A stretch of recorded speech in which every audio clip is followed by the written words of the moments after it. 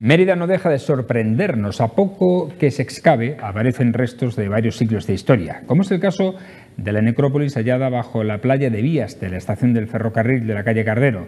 Se trata de 65 tumbas, varias de ellas de niños, datadas en el siglo IV. Este nuevo descubrimiento es muy significativo dada su complejidad para datarlo, ya que se trata de enterramientos sin depósitos funerarios debido a la cultura cristiana, que en esos siglos comienza a imponerse con inhumaciones que no van acompañadas de objetos para la vida eterna.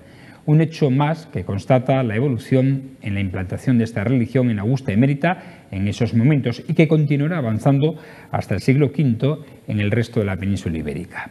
Hoy en La Picota nos adentramos en este hallazgo y hablamos con el arqueólogo responsable de esta excavación.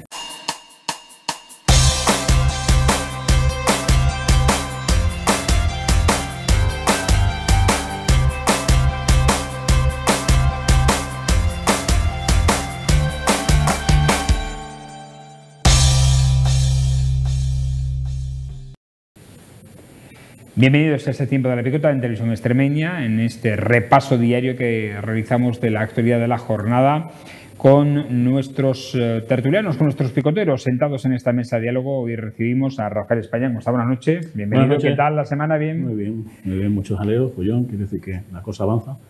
Bien. Eso es importante. Y Paco Miranda, ¿cómo estás? Buenas noches, bienvenido. ¿Qué tal? Pues nada, buenas noches, bien. Como siempre, ya sabes, yo tengo la vida un poco más relajada y con mis cosas, dedicándole ahora mucho tiempo. Pero tú has tenido también tu época de muchísima tralla, como se decía. Ahora estoy en una tesitura mucho más relajada y le dedico mucho más tiempo ahora a eso que antes no podía, que era a los pinceles finos, a la pintura artística y le he hecho muchas horas al estudio, así que bien. Por cierto, tengo que preguntarte cuándo vas a hacer la exposición. Mi idea es en primavera, porque me lo he tomado con calma, tampoco era una cuestión de urgencia y me parecía que la primavera era una buena fecha, porque al final ni estamos en la época esta de invierno, que a lo mejor cuesta como más perecilla de salir por los fríos, y en verano también es un poco angustioso. Es que la primavera me pareció que era una época buena para, bueno, para exponer y que se conozca, porque es verdad que hay mucha gente que conoce mi faceta artística, pero probablemente haya otras muchas personas que no, y quiero mostrarle una exposición. Yo no la conocía, Paco. Pues sí, yo tampoco, y mira que lo conozco también hace unos años, hasta que al término de una picota aquí me enseñó varios de sus obras, de sus cuadros, de hiperrealismo, pero realmente extraordinario, ¿eh? O sea, pues nada, intentaremos en primavera mostrarlo al resto de los emeritenses, aquel que se quiera acercar por allí, y espero que, bueno, que les guste. Hombre, seguro que sí. Vamos a comenzar hablando del tema que nos trae en nuestra editorial, en nuestra introducción, con motivo de las obras para la construcción de un túnel peatonal subterráneo que permita el acceso a la playa de Vías de la estación de ferrocarril de la calle Cardero de Mérida.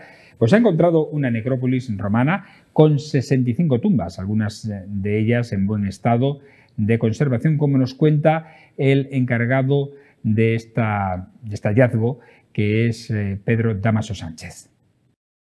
Pues empieza una actuación de remoción de tierras con la realización también de un paso subterráneo para los nuevos andenes, y a partir del rebaje que inicialmente, quitando todos los estratos contemporáneos que se hizo con la máquina, pues empezaron a salir estructuras arqueológicas, lo que conllevó la paralización en ese momento y plantear una excavación arqueológica.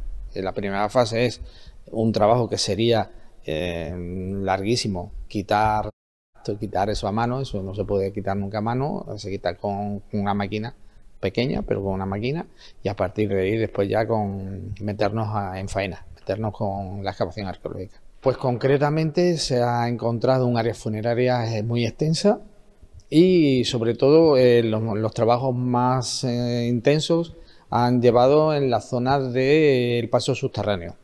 Ahí se han localizado en torno a 65 tumbas aproximadamente de inhumación, no hay ninguna incineración, ya estamos en el siglo IV, es un siglo donde la incineración prácticamente ha desaparecido por el tema de las mentalidades, hay nuevas mentalidades en el imperio.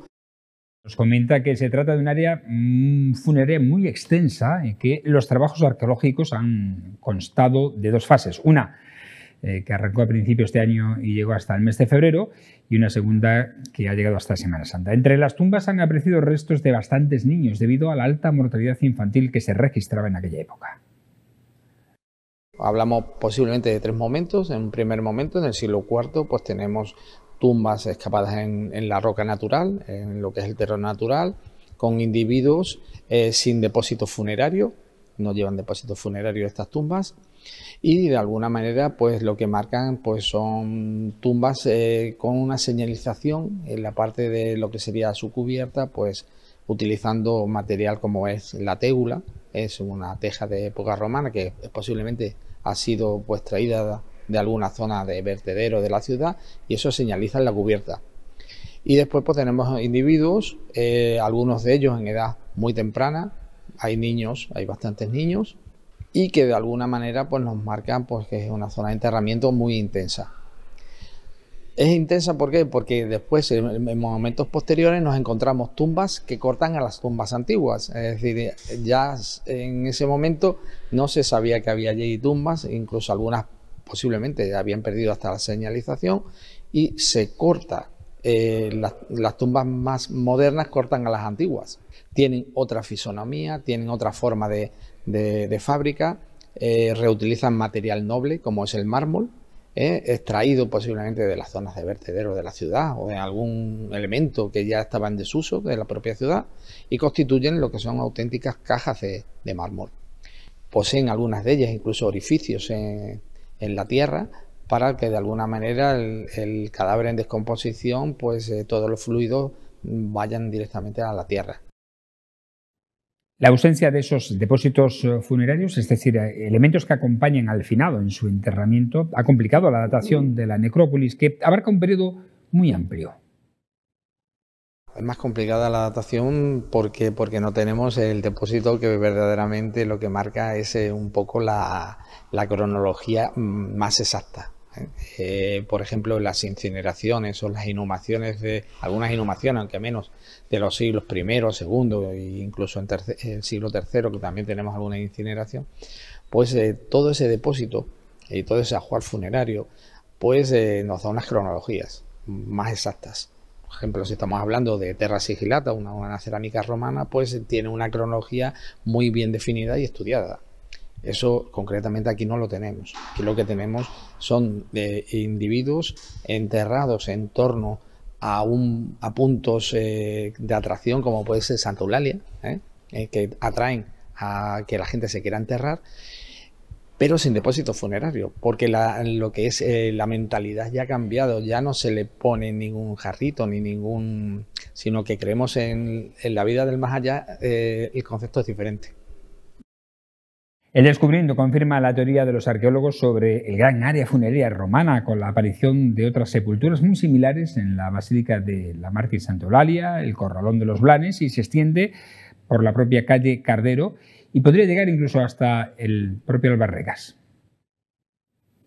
Pues bueno, pues tenemos toda la zona de Santa Eulalia, todo lo que es actualmente la avenida de Extremadura, pues calle Cardero, donde se han hecho intervenciones anteriores y se localizaron estructuras del mismo momento, donde todo lo que es el inicio, incluso cuando se empezó en el vestíbulo de la zona de la estación para hacer las escaleras nuevas y la rampa de acceso, pues también se sacaron tumbas de ese momento. Es decir, localizamos allí 5 tumbas, se extendería por toda la playa de Vías, incluso hemos localizado tumbas en la zona próxima al Acueducto de los Milagros, es decir, que es un área muy extensa que abarcaría esa zona del Valle de las Albarregas. Sí, ahí tenemos perfectamente, yo creo que algunas tumbas pueden irse al siglo V, incluso al VI. Y aparte que en esta zona de la estación tenemos el contratiempo que cuando se hizo la estación en el siglo XIX, a finales del XIX, es posible que ellos rebajasen las zonas, el terreno hasta donde ellos necesitaban. Por tanto, toda la secuencia, toda la estratigrafía anterior, es decir, de elementos que pueden ser más modernos, le hemos perdido. Lo único que tenemos es la continuidad de lo que se hizo en la estación y las tumbas. Pero ahí puede haber un momento cronológico que se arrasase y no se documentase, y no lo tenemos, lógicamente, porque ha desaparecido. Bueno, realmente apasionante, ¿eh? Todo lo que nos ha contado Pedro Damaso Sánchez, que es el coordinador de la excavación, el arqueólogo que ha estado datando todas esas tumbas y que nos da una idea de una necrópolis muy extensa en la capital extremeña, en la Augusta Emerita de entonces, que podría abarcar más de 2 siglos. Por tanto, ahí habría muchos cuerpos, incluso superposiciones de tumbas, como se ha referido anteriormente. Hablamos antes de entrar a antena precisamente que no sabíamos cuál sería la población en aquella época, si estaba en declive o estaba todavía en un punto álgido, pero en cualquier caso, Augusta Emerita fue una ciudad importante, una colonia importante, y con los años y los siglos que ha estado ahí esa necrópolis, pues seguramente habrá miles de cuerpos. Bueno, yo creo que sí, yo creo que sobre todo poner de relieve o valorar, ¿no? todo este tipo de actuaciones arqueológicas, porque al final nos ayudan a completar la historia, ¿no? Una de las mejores cuestiones que tiene la historia son precisamente estas actuaciones arqueológicas que facilitan la datación de sucesos, ¿no? A lo largo del tiempo. Y esto, bueno, pues no hace sino otra cosa que confirmar hallazgos precedentes e ir montando ese puzzle de todos estos siglos, ¿verdad? Que bueno, pues como nos ha contado Pedro Damaso, yo creo que son apasionantes y que cualquier apunte pues nos lleva o nos retrotrae a una época que evidentemente no vivimos, pero que cuanto menos causa interés o causa esa curiosidad, ¿no? De cómo era o cómo dejaba de ser la vida en aquel entonces, ¿no? Bueno, pues en este caso la parte de necrópolis, la parte de enterramientos y demás, pues esto nos da unas pinceladas y, como digo, yo creo que es muy positivo que siga. Tenemos la suerte aquí en Mérida de contar con un organismo que es el consorcio, que puede llevar a cabo este tipo de excavaciones con relativa solvencia y agilidad, lo cual facilita que podamos tener acceso a muchas más componentes, ¿no? Para formar ese puzzle histórico que puedan tener en otras poblaciones, ¿no? Yo creo que también es de poner, de valorar, ¿no? Positivamente, de una forma muy positiva, pues contar con este tipo de actuaciones, este tipo de organismos, este tipo de personal, que al final no deja de ser un servicio público, ¿no? Las necrópolis son una fuente de información histórica importante. Paco. Aquí evidentemente se pone de manifiesto la importancia de lo que tiene que ver con la datación de los restos arqueológicos, de ese mapa con el que se cuenta gracias a los trabajos que se realizan desde el consorcio, y tenemos ese mapa que realmente nos da una visualización de lo que fue pues esa Emerita Augusta, lo que ha sido la conformación de la ciudad en todos sus contextos, y obviamente la parte de la necrópolis, que forma parte de la propia vida de una ciudad, la vida y la muerte. Y es cierto que incluso el hecho de que ahora, cuando estaba hablando Pedro del tipo de enterramiento, que ya ponía de manifiesto pues una nueva mentalidad, una nueva forma de entender la muerte o la trascendencia después de la muerte, el hecho de que no hubiera elementos funerarios que acompañaran al finado, pues entra en valor pues la cristiandad, cómo se evalúa, cómo esa trascendencia no tiene importancia a lo material y trasciende a lo espiritual. Es decir, son muchas vertientes las que abren las puertas cuando se hallan restos de estas características y ayudan a comprender con mayor claridad absolutamente todo. Hombre, sí que es verdad, y cuando se habla, a mí me sorprende, me llama la atención el hecho de la extensión que se manifiesta de esta necrópolis, ¿no? Que es verdad. Yo creo que lo que alumbra básicamente es la importancia de lo que fue esta ciudad y en cuanto a la densidad de población que debió de tener, porque, hombre, si pensamos en los actuales cementerios que se conceptúan pues en módulos, en bloques de nichos y tal, está claro que no ocupan tanta extensión, pero si tú al final, aunque sean en enterramientos en tierra, haces una visualización de todo lo que abarca según se está viendo a consecuencia de otros hallazgos, pues está claro que había mucha necesidad de suelo para atender la demanda de la mortalidad que existía en ese momento, ¿no? Yo, fíjate, lo que sí hay una parte que me jode, y dado que se ha encontrado en el sitio que se ha encontrado, ¿qué oportunidad habríamos tenido? Probablemente, porque esto entiendo que al final se van a escarbar, se data, se protegerán esas zonas para quedarlas ahí, bueno, stand-by para un futuro, si se entiende. Pero habríamos tenido una gran oportunidad si en lugar de mantener la estación como se va a mantener, se hubiese hecho aquella otra propuesta, que era la de haberla puesta en la línea de la zona de Aljucén y tal, y esto hubiese quedado probablemente pues, como un edificio emblemático, histórico, a lo mejor de carácter más cultural, y si se hubiese producido esa liberación de suelo en toda la zona de Mérida, todo lo que es, digamos, ese cinturón que cierran las vías, que habrían ocasionado, obviamente, un desarrollo urbanístico en toda esa zona con el potencial que habría supuesto para Mérida, y a nivel arqueológico, la probabilidad de seguir abundando en todo lo que tiene que ver con esa zona. Pero bueno, a lo mejor en otros tiempos acaben llegando, porque Mérida tiene, como es de todos sabido, pues ese potencial en su arqueología, en su historia y en lo que significa de cara a mostrarlo. Es decir, cuando algo se entierra, se data, se conoce y se sabe, pero no se puede exponer, y todo lo que queda al final, y si tiene esa probabilidad de exposición pública, pues siempre es más atractivo y le da un componente mucho más enriquecedor a todo el conjunto arqueológico, ¿no? Estaría bien. Bueno, sí, lo que apunta Pedro, pues Paco, perdona, tiene razón, ¿no? Lo que sí llama la atención en cualquier caso, no suelen quedar las exposiciones de necrópolis y demás, no están habilitadas prácticamente en ningún sitio. No sé, bueno, eso no deben de aportar, de ¿no? Santa Eulalia sí. Bueno, bien, pero está porque está debajo y está protegido, evidentemente, y está en la cripta y tal, ¿no? Perdona, te interrumpo simplemente porque esa pregunta se la hice a Pedro y me dijo que efectivamente no tiene interés arqueológico. Claro. Salvo algunas excepciones como esas tumbas que puedan aparecer con restos, etcétera, que son sarcófagos, etcétera. Que a lo mejor ayudan a conocer ese contexto o esa datación o esa época. Pero decía que el resto no tiene interés arqueológico. Pero sí es verdad que a lo mejor lo que sí llama la atención, pues eso que comentaba él, de las tumbas cortadas, quiere decir que han ido, pues tendría la sensación o pudiera parecer que han ido rellenando terreno. Porque se han aparecido cortadas y además intuye también que cuando se hizo la estación en el siglo XIX o finales del XIX, probablemente ya se llevaron por delante parte del terreno, pues también te lleva a pensar que era una zona de vertidos, de rellenos, extramuros, y que también se usaba o se ha usado en los siglos siguientes, probablemente cuando la muralla la derruyeron o fue acabándose, o fue usándose los materiales para construcciones añadidas o de otras viviendas y demás, pues eso pudiera ser que también se haya completado, ¿no? Y a lo mejor esto es del siglo IV, y lo que no intuimos o no conocemos son enterramientos posteriores a ese siglo, ¿no? Que son los que a lo mejor se llevaron por delante en esa época, ¿no?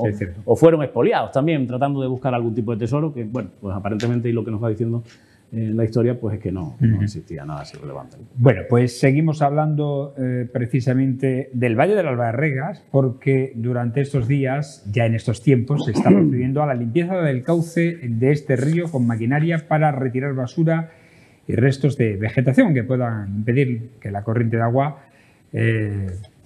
tenga obstáculos en caso de registrarse precipitaciones abundantes.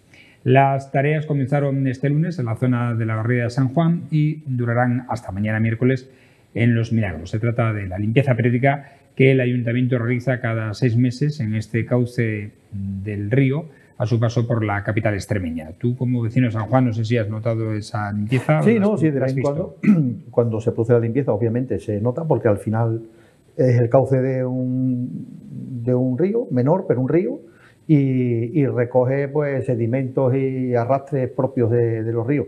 Y es verdad que yo viví la riada que se produjo en Albarrega, a mí me cogió viviendo de forma temporal en María Auxiliadora. Se estaba haciendo mi casa y vivimos de forma temporal de alquiler en María Auxiliadora. Y me cogió allí, viviendo allí. De hecho, bueno, fui de los que se tuvieron que meter al agua. Yo tenía... Y ahora, pensando en lo que acaba de pasar en la zona de Valencia, lo pensaba, digo, Dios mío, lo difícil que es cuando tú estás en el agua y sientes en tus pies, yo tenía el agua hasta el pecho, porque lo que estuve ayudando es a amarrar los coches que iban flotando, entre ellos mi furgoneta. O sea, la primera fue mi furgoneta y con lo que tenía a mano, cables, cuerdas, o sea, lo que tuve a la mano, amarrarlo a las rejas de los edificios. Y la sensación es de la inestabilidad, porque por debajo de tus pies ese légamo, ese barrillo fino que luego fíjate tú, en lo que se convierte y que se acaba poniendo duro cuando se seca, pero de momento cuando se está produciendo esta avenida viene un arrastre legamoso, fino, que no te permite tener cierta estabilidad incluso en el suelo.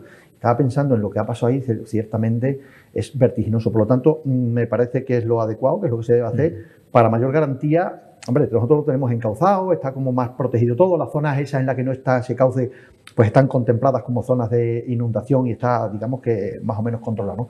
Pero sí es verdad que el cauce del río fluya con solvencia y sin esos obstáculos, pues ayuda a que no haya esos problemas, que fíjate por dónde dan. Es importante. Después hablaremos de Valencia. Y ahora vamos a ver, nos pasamos del agua al estado sólido otra vez, porque vamos a ver el estado de las obras de plataforma única que se están llevando a cabo en la Rambla Santa Eulalia, que van avanzando, tal y como muestran las imágenes. Continúa instalándose el acerado al mismo nivel que la calzada en esa plataforma única.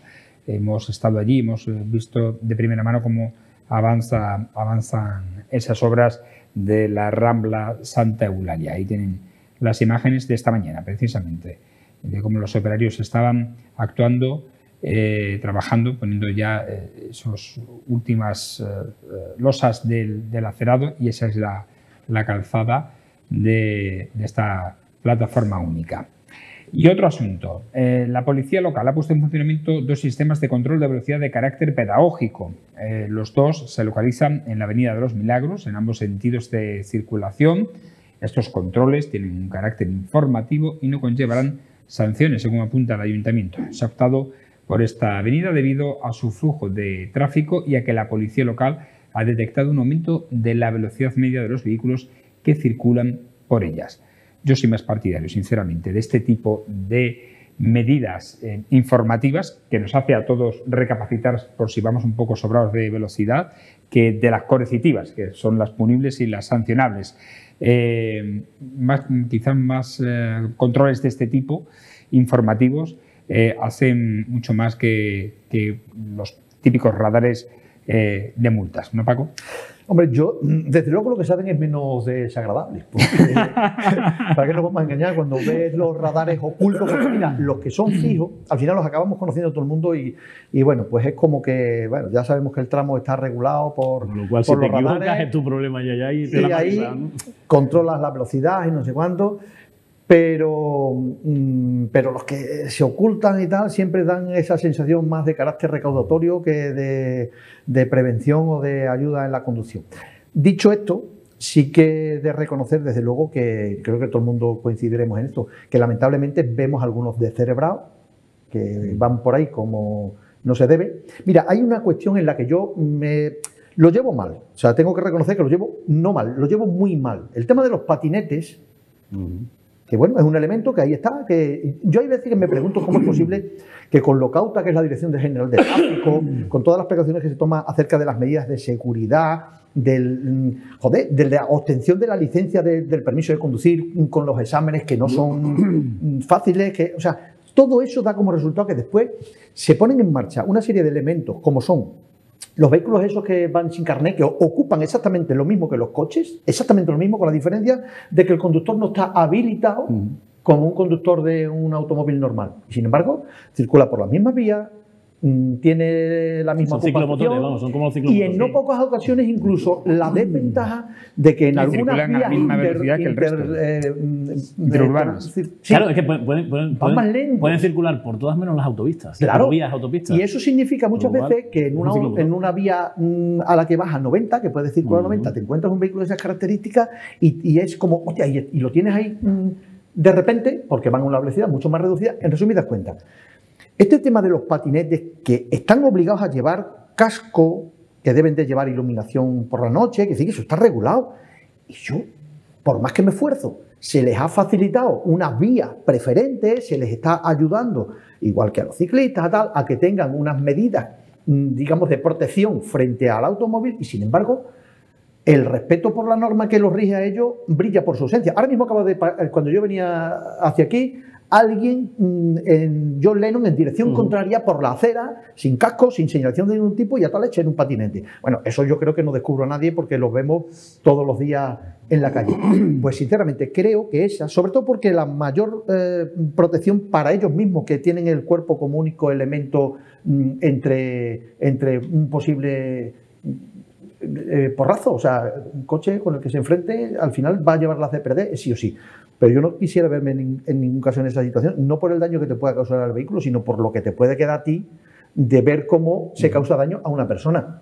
Y creo que ahí, además de la pedagogía, llegados a este punto, habría que dar mucha más caña, habría que estar mucho más encima de ese tema. Y lo he repetido aquí en alguna otra ocasión y es una pena. Pero a veces nos entra la norma por el bolsillo. Y yo no soy partidario de medidas coercitivas de entrada, pero a veces es necesario. A nadie se le ocurre ahora mismo, o sea, nadie ve a un conductor, o casi nadie va sin el cinturón de seguridad.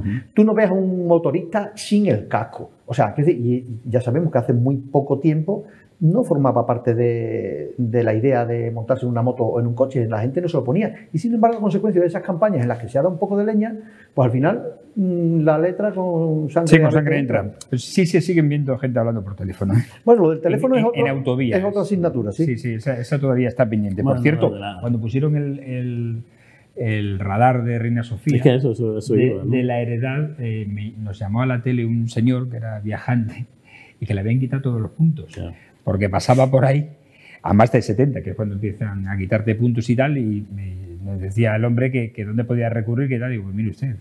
Yo como anécdota conozco de una persona, trabajaba aquí durante la pandemia, no vivía en Mérida, no conocía, por lo que fuera, no sabía que estaba activo, no me preguntes por qué, pero vamos, conozco a la persona y además nos lo ha comentado a varias, ¿no? Y lo ha acreditado, ¿no?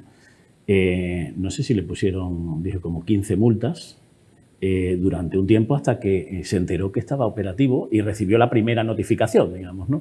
15 multas sin tener ni pajolera idea de que aquello funcionaba, ¿no? Yo respecto de las medidas, yo creo que, mira, en ese sentido Mérida, entendiendo lo que dice Pecu, pero también siendo consecuentes con la siguiente, ¿no? Yo creo que Mérida ha optado por desarrollar y está trabajando en un plan de movilidad urbana sostenible, está dotando de estas plataformas únicas. Teóricamente lo que va a hacer es convivir todos los elementos móviles, entiendo, de mejor manera con las personas. Este tipo de medidas yo creo que complementan, ¿no? todo este programa o todo este desarrollo que se está llevando a cabo, pero también es cierto que en términos de velocidad, igual que hemos aprendido, como dice Paco, el cinturón, ya no hay quien se lo quite, el casco, con la velocidad por muchas multas no cejamos. Es una cosa que, por lo que sea, te pueden poner una multa, te tranquilizas una temporada y vuelves luego, ¿no? En este tipo de autovías, yo creo que, de vías, yo creo que al final es más una cuestión pedagógica, es una cuestión de educación, porque también es verdad que al principio hubo muchas campañas del tema de la concienciación del cinturón de seguridad, nos dimos cuenta de que era un elemento que nos ayudaba a una seguridad activa, de forma que nos protegía, el tema del casco, y todos nos convencimos, ya más allá de multas. Yo no sé, seguro que hubo multas a nivel local, pero seguro que a nivel de carretera pocas por no llevar casco o pocas por no llevar cinturón, ¿no? Cuesta muchas veces más en los trayectos esos cortos, en los habituales y demás, que no en trayectos largos, ¿no? Y bueno, las medidas coercitivas a veces, pues como dicen, con sangre entra la letra.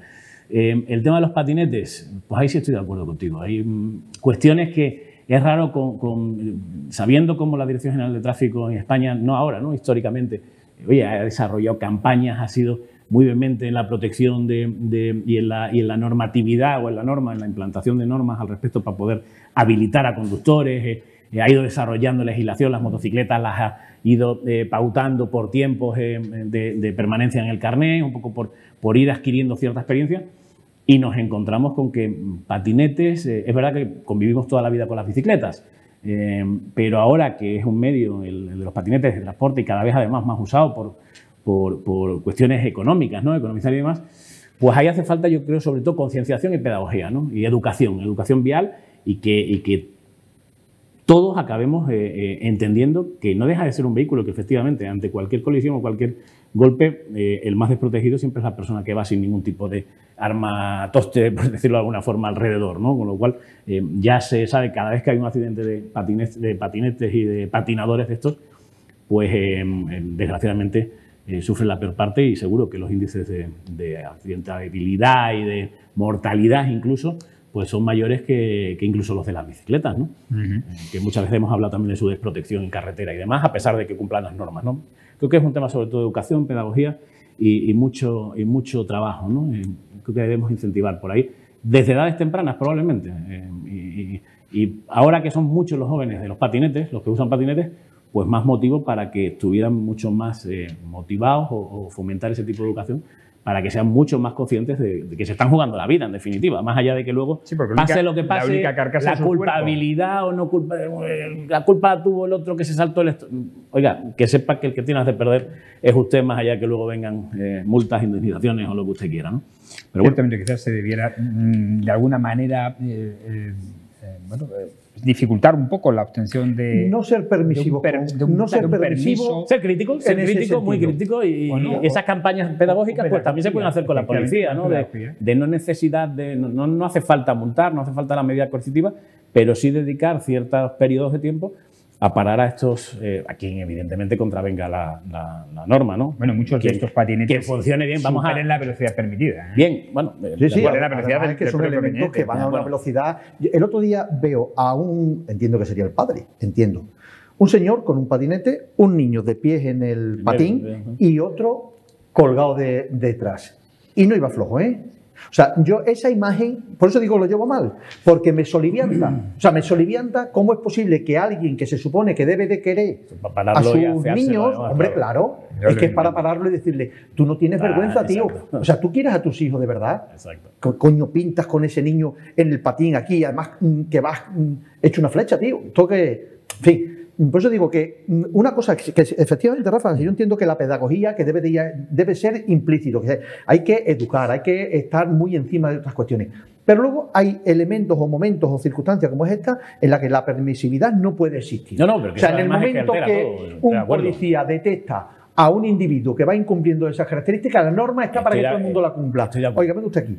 Porque a mí no me van a permitir, si yo rebaso el límite que marca el radar, está claro que yo no voy a poderle explicar que iba muy rápido, iba distraído. Fotaza y pasa por caja. Y pasa por caja y se ha terminado la papeleta. Bueno, vamos, no sé si al final acabemos todos en patinete o no, si sigue subiendo, si va a subir el precio del gasoil como se estima, porque la Asociación Extremeña de Estaciones de Servicio ha rechazado la subida del precio del diésel que prevé implantar el Gobierno central debido a las repercusiones que tendrá tanto en las ventas como en los bolsillos de los usuarios de la región.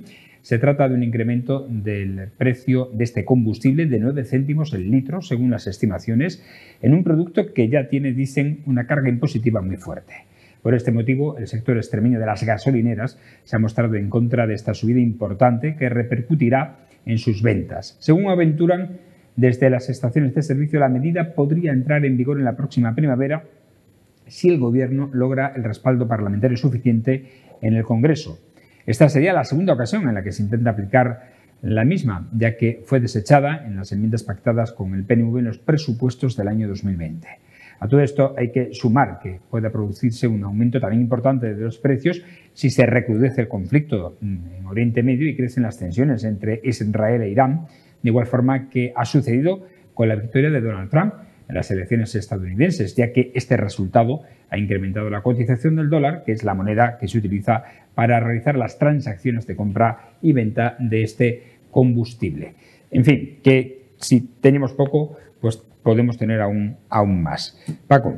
No, yo, francamente, esa subida tiene poca justificación, salvo la del carácter recaudatorio. Se hace el número, cuánto se consume, se incrementa el impuesto y son millones a las arcas públicas. Yo, sinceramente, es que no entiendo, de verdad es que no entiendo cómo se pueden tomar medidas de esas características. Me parece que solamente conocen la forma de apretar el bolsillo a los contribuyentes, teniendo en cuenta que esto no es un artículo de lujo, esto es... Eso está en la agenda de la Unión Europea para la descarbonización, pero claro, sí, no se puede hacer a costa del bolsillo de todos. Claro, habrá que poderlo hacer y no siempre serán las mismas fórmulas, y si es la de apretar el bolsillo para que se consuma menos, no sé si esa es la intención, porque desde luego la alternativa... La intención es que te pases al coche eléctrico. Claro, claro, pero si es que el coche eléctrico directamente ahora mismo me parece que es otra sin razón, puesto que se está tratando de imponer y meterlo a cucharetazos, cuando todavía la tecnología no tiene el desarrollo para dar la utilidad práctica que requiere el mercado. Es decir, un vehículo eléctrico, primero por el costo, segundo porque yo sé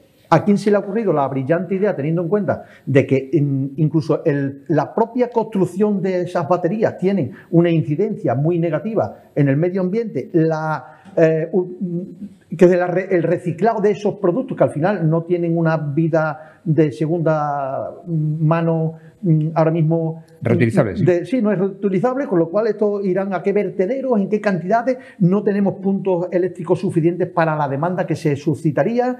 Los tiempos de recarga en nada van a cumplir con las necesidades. Porque claro, si todo el mundo nos pasamos al coche eléctrico, el tío que tenga que salir con su vehículo a repartir, el que tiene su negocio y vende, cambia, lleva, hace viajes. O sea, no hay una red desarrollada para que al ritmo que se está como forzando la transición. O sea, no tiene como mucho sentido. Me parece que es que hay mentes poco iluminadas, desde luego. Y con esto, que decir, no soy yo el que lo opina personalmente, sino porque uno escucha a expertos que dan datos objetivos, porque muchas veces estas cuestiones hay que verlas pues dentro de un contexto general, ¿no? De un contexto más amplio. Y lo que sí parece que es poco apropiado es que se esté forzando ese cambio sin tener una alternativa real que dé respuesta a las necesidades que se va a tener para sustituir ese parque móvil. Es un disparate total y absoluto. Y el tema de por la vía de la recaudación, coño, es que al final es que siempre parece que hay que arreglar las cosas de la misma manera, a golpe de meter la mano en el bolsillo. Hay que ser un poquito más imaginativo, creo, y a lo mejor había que esforzarse más en la investigación, en el desarrollo, en la conciliación durante el periodo de tiempo que sea necesario hasta que tengamos una alternativa real. O sea, no podemos, es decir, vamos a borrar de un plumazo todo el combustible fósil y ahora nos pasamos al eléctrico sin tener la realidad de una sostenibilidad en el tiempo que nos permita seguir con nuestras necesidades. O sea, yo francamente no lo entiendo ni soy capaz de comprenderlo. Si alguien me lo explica, lo agradecería. Rafa. Bueno, vamos a ver, esta subida tiene dos lecturas, ¿no? Una, evidentemente, es la fiscal, viene como consecuencia de los acuerdos, las reformas e inversiones que el Gobierno de España, el Reino de España, adquirió el compromiso con la Unión Europea para recibir los fondos del programa del Plan de Recuperación, Transformación y Resiliencia, en los cuales, para poder enjugar el déficit estructural existente, había que incrementar la recaudación, por tanto había que incrementar la fiscalidad para equipararla a los ratios y a las medias europeas, porque seguimos estando, pese a todo lo que se dice, a todas las historias de forma interesada, seguimos estando por debajo de efectos de recaudación. Hay otras medidas, como perseguir el fraude fiscal, aumentar la productividad, que estaría bien. Pero esa es otra historia, eso no tiene nada que ver con la fiscalidad. Sí, la productividad implica fiscalidad, Rafa. No. Sí, no confundamos. Son dos cuestiones, son dos cuestiones que no tienen nada que ver. Una cosa tiene a mayor grado pero que la productividad no implica fiscalidad. Más recaudación. Aquí estamos hablando de fiscalidad. Eso por un lado. Y por la otra, evidentemente, hay otra lectura, que es la descarbonización y la electrificación de la economía y de la sociedad. Y esto no es una cuestión que se esté abogando o se haya implementado de 4 días para acá, sino que hay unos compromisos en Europa que pueden ser criticables. Yo en ese capítulo yo tengo mi opinión y un poquito podré comentar ahora al respecto. Son compromisos adquiridos no de hace 2 días, ¿no? Sino de hace años, ¿no? Y por tanto hay que ir dando pasos para poder llevarla a cabo. Respecto al impositivo, es verdad que solo va a afectar a priori a los usuarios no profesionales, quiero decir esto, que transportistas y agricultores, por ejemplo, entre otros, no se verían afectados. Y lo único que se hace, que tampoco es exactamente lo que tú comentabas, lo que se igualan son los impuestos, el impuesto especial de hidrocarburos, y se iguala el de la gasolina al gasoil. Con su IVA correspondiente, que entiendo que es del 21%, pues se le aplica la subida y eso supone 10 céntimos de euro, ¿no? Bueno, sí es verdad que hay una política un poco de quien contamina paga y no quizá de premiar al que no contamine, ¿no? Aunque ahora mismo pues se están compatibilizando, ¿verdad? Que luego quien tiene un coche eléctrico se le exime o se le bonifica en los impuestos de circulación, con lo cual se premia supuestamente este tipo de actuaciones, ¿no? Pero esto es lo que tenemos respecto de la fecha límite de imponer el vehículo eléctrico y demás. Es una fecha que conocemos todos, no de ahora, ¿no? Hace tiempo. ¿Qué es lo que incentiva o motiva eso? Incentiva a la empresa precisamente a desarrollar, a hacer investigación y desarrollo para poder poner en marcha este tipo de iniciativas. ¿Cuál es el problema que tenemos en Europa? No productividad, competitividad. no somos competitivos si lo comparamos con los productos chinos. Los chinos llevan investigando, hicieron una apuesta muy decidida por la electrificación, están desarrollando coches eléctricos y motores, por tanto, puesto que es mucho más económico, necesitan menos mano de obra, la cualificación a lo mejor es más específica, pero necesitan menos cualificación. Nos han comido la tostada a Europa. Europa se ha quedado anquilosada. Acompañado de muchas cosas. Probablemente habría que comentar la política energética europea, habría que comentar muchas más cuestiones, pero yo creo que los pasos que se están dando son adecuados. Otra cuestión es que los tiempos podamos criticar o podemos mejorarlos, pero creo que el camino es el correcto y debemos de abogar por una eliminación de los combustibles fósiles y, por supuesto, de la electrificación de la economía para poder descarbonizarla. Esto es un paso más. Evidentemente, nadie dijo que esto fuera a ser barato, desgraciadamente, para todos. Bueno, de todas maneras, muy rápido, sí que quiero entrar en el tercer tema, por favor. Porque, muy rápido. Es que no me gustaría tampoco que quedara, porque a veces se presta a confusión cuando se habla de la fiscalidad y de la necesidad de equipararse con Europa. No nos confundamos, que el margen del que se habla no es correcto, no es real, puesto que la renta per cápita de un país con respecto de otro no es igual en ningún caso, y la carga fiscal que tiene España con respecto a otros países por su propia renta per cápita, por lo que nosotros cobramos, por lo que nosotros percibimos, es mucho mayor que la que pasa en otros países. Que la bajada del déficit se puede producir de muchas maneras, Rafa, y lo sabes igual que lo sé yo, que no necesariamente tiene que ser por la vía de incrementar los impuestos y de la recaudación, que también se puede hacer por la productividad, que se puede hacer por la disminución del gasto público, y sin embargo aquí siempre se opta por la carga fiscal.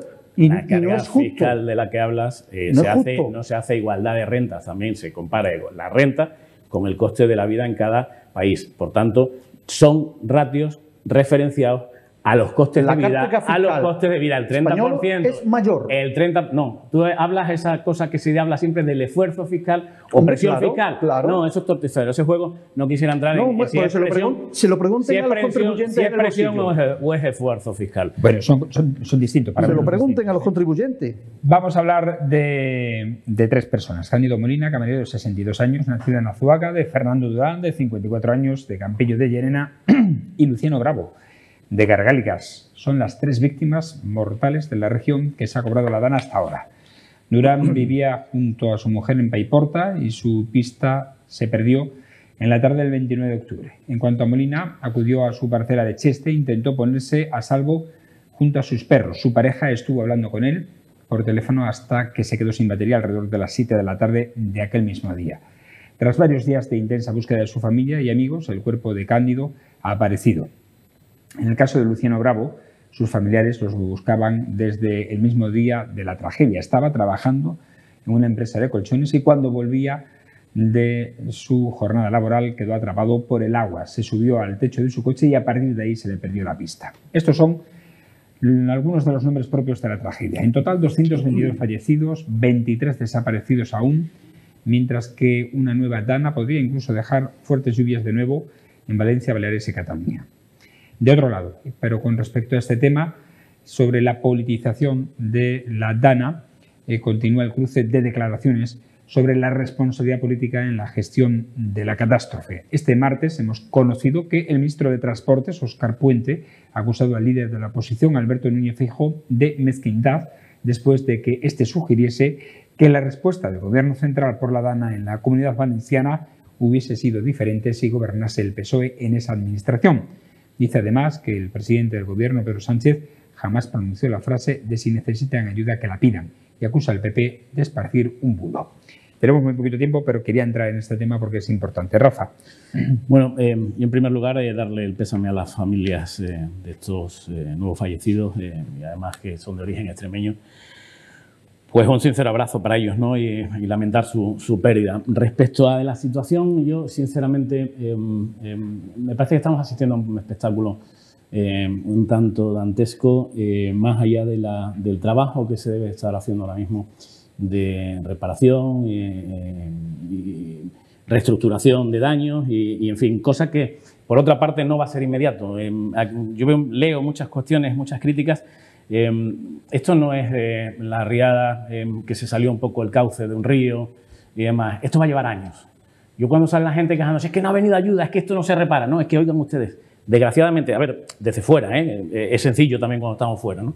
Pero eso no se repara en 2 días. Eso no se repara con el pueblo salva al pueblo. Eso es mentira. El pueblo salva al pueblo, no. No solo. El Estado salva a esto cuando es un Estado organizado, profesionalizado y da una respuesta contundente a esas necesidades. Pero me niego al pueblo salva al pueblo. Porque para eso existen una serie de recursos y de medios que es el Estado quien tiene que responder. Y ahora ya lo está haciendo. Es verdad que a lo mejor ha habido un momento, en los primeros momentos, el cruce de historias, quién debía de pedir a quién o quién debía de activar cómo, antejo. Ahora bien, las palabras de Feijóo son mezquinas. Mezquinas. Si hubiera gobernado el PSOE, usted hubiera actuado con otra diligencia. Eso es mezquino. Eso es mezquino. Porque eso es presuponer algo inhumano. Y oiga, aquí puede haber cuestiones de disparidad de criterios, de ideologías, y yo no, es que me niego a pensar y a entrar en temas de cálculos políticos. Sí que creo, y creo como aprendizaje, si dentro de todo este barullo podemos llegar a una conclusión, es que lo que sí que hay que revisar con toda seguridad son los protocolos existentes, cómo hay que actuar ante una catástrofe de estas características por parte de todas las administraciones. Porque los protocolos existen, probablemente se han desarrollado y se han llevado a efecto, pero no se han llevado a efecto o no están diseñados para atender de forma coherente, de forma urgente, de forma ágil, de forma rápida, de forma contundente ante una eventualidad de estas características, ¿no? Paco. Pues mira, yo desde luego lo que me parece que está total y absolutamente fuera de lugar ahora mismo son estos cálculos políticos y estos tomas y dacas y quién tuvo y dejó de tener, porque es verdad que habrá tiempo para dirimir todas las responsabilidades llegados al momento y debe de dirimirse. Es más, quien tenga responsabilidades, porque al final hay gente que ostenta las responsabilidades con una ligereza absolutamente extraordinaria sin tener en cuenta después lo que lleva parejo desde el punto de la responsabilidad. Está muy bien el tema del beneplácito, la gente, lo que suponen esos sillones y ciertas prebendas que llevan a acompañar esos puestos y esos cargos, y luego cuando llega el momento de aceptar las responsabilidades, porque aquí en este país lamentablemente tenemos costumbre de que poca gente responde o acepta las responsabilidades derivadas de sus actos. Eso debería ser mucho más contundente y por honestidad, quien tenga responsabilidades y no ha cumplido con su deber, tenía que marcharse, pero con carácter de urgencia. Fíjate, no voy a pedir más, simplemente que abandone el puesto, que lo deje, porque demuestra que la negligencia o la falta de capacidades muchas veces da como resultado lamentables situaciones de esta naturaleza. De todas maneras, Rafa, mira, yo voy a estar de acuerdo contigo en un concepto. Y es verdad, porque una catástrofe de esta naturaleza va a llevar implícito años, para poder restituir las infraestructuras, para poder tomar cuenta que se debería muy mucho, no solamente en los protocolos que también, sino en el hecho de que hay cuestiones como el famoso plan hidrológico que se abandonó, una serie de cuestiones derivadas de esos estudios que dan como resultado actuaciones que evitarían esto. Y sin embargo, muchas veces esos presupuestos que cuestan o dejan de costar se quedan aparcados por otros intereses. A lo mejor ahí había que abundar mucho más y en lugar de destinar los dineros a depende de qué cosa, se prioricen. Y esta debería ser. Ahí está la lección, pero ahí está parte de las responsabilidades que tú dices. Cuidado. Esta es una lección que ahí están parte de esas responsabilidades. Que efectivamente se aprendiera de esto. Ahora, también te digo, en lo que no estoy de acuerdo es que lo del pueblo salva al pueblo.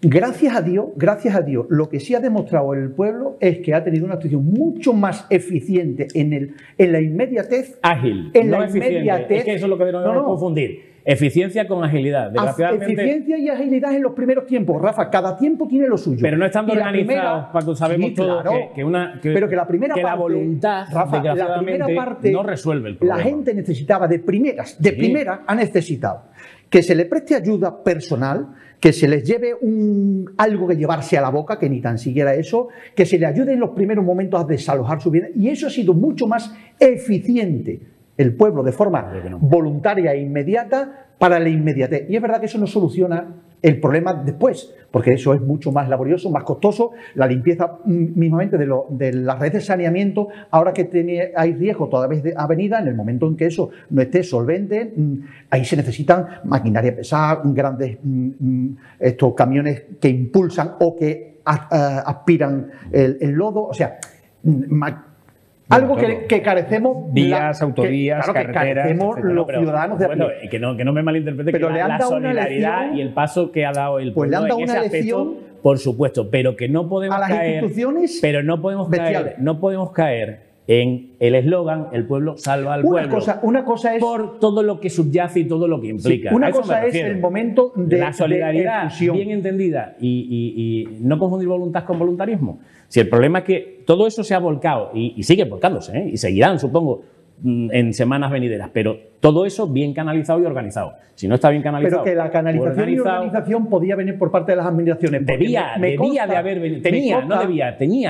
Pero que por me ahí. consta que tantos miles y Tenía miles de que haber toneladas venido por ahí. de productos que han llegado allí, y muchas de ellas van a acabar arrumbadas precisamente porque no hay una infraestructura, una logística de distribución allí que sea capaz de darle curso a todo cuanto ha llegado de la voluntad de las personas. Si yo estoy de acuerdo que no es la fórmula, pero que el ejemplo que ha dado la ciudadanía a las instituciones es para quitarse el sombrero. O sea, ahí digo yo, esa lo acepto. Sí, y no es una cuestión de eslogan del pueblo salva al pueblo. Que yo no lo he querido criticar desde ese punto de vista. Que no vaya, que las instituciones no tengan nada que ver. No, pero lamentablemente han tenido que demostrar que ese voluntarismo, esa inmediatez, ha sido muchísimo más eficiente, y digo eficiencia porque en casos prácticos se viene a demostrar que las propias instituciones que han estado tirándose mierdas unas a otras de quién lleva a quién y cómo y de qué manera, cuando este país cuenta con medios más que sobrados, en el tiempo que se necesite, pero más que sobrado para tomar cuenta de esto. Esto no es un país tercermundista en el que la gente va con... Exacto. No, y además España lo ha demostrado a través de su programa de cooperación con el exterior. O sea, lo que pasa es que también hay una experiencia muy ocasiones lamentable, como es el volcán de La Palma, y todavía, fíjate tú, el terremoto de Lorca, donde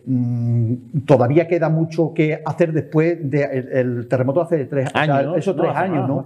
Pero es que hay gente que ni tan siquiera ha percibido los mínimos. Quiero decir, que luego encima entramos en el letargo. Pero los mínimos, si quieres, un día discutimos de los mínimos. En los detalles otro día. Claro. Antes nos hay que acreditar muchas cosas. Ya nos tenemos que ir ya porque nos hemos pasado con mucho el tiempo. Pero exigía, yo creo que este tiempo extra para poder hablar y alcanzar este tema. Paco, que tengas una buena semana. Gracias. Muchas gracias, como siempre. Encantado. Lo mismo te digo, Rafa, que tengas una buena semana. Gracias, igualmente. Y a ustedes agradecerles, como siempre, su atención. Mañana estaremos de nuevo, fieles a la cita aquí en La Picota, en torno a las 10 menos 25 de la noche, tanto en la TDT como en nuestras redes sociales y página web. Hasta entonces, buenas noches y sean felices.